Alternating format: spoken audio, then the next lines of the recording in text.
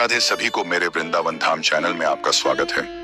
आज हम आपको बताएंगे कि भगवान श्री कृष्ण ने गीता के उपदेश के लिए अर्जुन को ही क्यों चुना, जबकि युधिष्ठिर तो धर्मराज थे।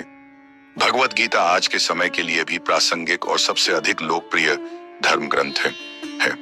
लेकिन कभी आपने सोचा है कि पांडवों में से भगवान श्री कृष्ण ने केवल अर्जुन को ही गीता का उपदेश देने के लिए क्यों चुना, जबकि उनके बड़े भाई युधिष्ठिर धर्मराज थे और गीता के उपदेश के लिए सबसे सही किरदार थे। लेकिन यह उपदेश केवल अर्जुन को ही मिला। क्यों? भगवत गीता को गीता इसलिए कहते हैं क्योंकि भगवान श्री कृष्ण ने यह उपदेश गा कर दिया था। यह उपदेश इस संसार के लिए जितना बड़ा वरदान है, उतनी ही खास बात यह है कि भगवान श्री कृष्ण ने इसके लिए केवल अर्जुन को ही सुयोग्य समझा था। अर्जुन 5 भाई थे और सब एक से एक। उनके बड़े भाई युधिष्ठिर तो साक्षात धर्मराज थे, लेकिन उसके बावजूद उन्हें यह सुअवसर नहीं प्राप्त हुआ। गीता के उपदेश के समय भगवान श्री कृष्ण ने अर्जुन को न केवल अपना विराट स्वरूप का दर्शन दिया था, बल्कि स्वयं अपने मुख से गाकर यह अनमोल ज्ञान दिया था। आज जब भी गीता के उपदेश का जिक्र होता है, तो श्री कृष्ण के साथ साथ अर्जुन का भी होता है। लेकिन सवाल यही है कि भगवान श्री कृष्ण ने इसके लिए केवल अर्जुन को ही क्यों चुना। सबसे पहले यह जानना आवश्यक है कि गीता के उपदेश की अर्जुन को आवश्यकता क्यों पड़ दी। अर्जुन जब युद्ध भूमि पहुंचे, अपने परिजनों को देखकर उन्होंने न केवल अपने कर्म से खुद को किनारा कर लिया, उनकी भी उपेक्षा करने का प्रयास किया। अर्जुन की यह हालत देखकर श्री कृष्ण ने उसे गीता का उपदेश देने का फैसला किया, क्योंकि गीता बहुत हद तक कर्म और धर्म की ही व्याख्या करता है। लेकिन ऐसी हालत युद्ध भूमि में लगभग सभी पांडवों की थी और सभी अपने परिजनों को देखकर दुविधा में थे। लेकिन फिर भी श्री कृष्ण ने केवल अर्जुन को उपदेश दिया।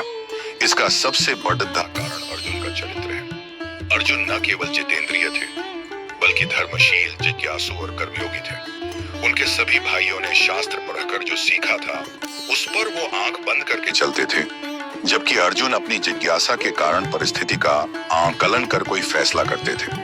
जैसे कि युधिष्ठिर जानते और स्पष्ट थे कि यह धर्म की लड़ाई है और वो धर्म के साथ खड़े हैं। उनका केवल शास्त्र में बताए गए सही और गलत के हिसाब से फैसला लेना कहीं न कहीं उनकी सोच और योग्यता को सीमित कर देता था।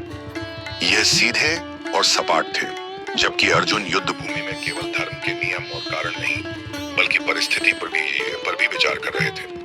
उनका यह गुण उन्हें अपने भाइयों में सर्वश्रेष्ठ बनाता था। अर्जुन कभी भी अपने किसी भी अस्त्र, ज्ञान या विद्या का दुरुपयोग नहीं करते थे।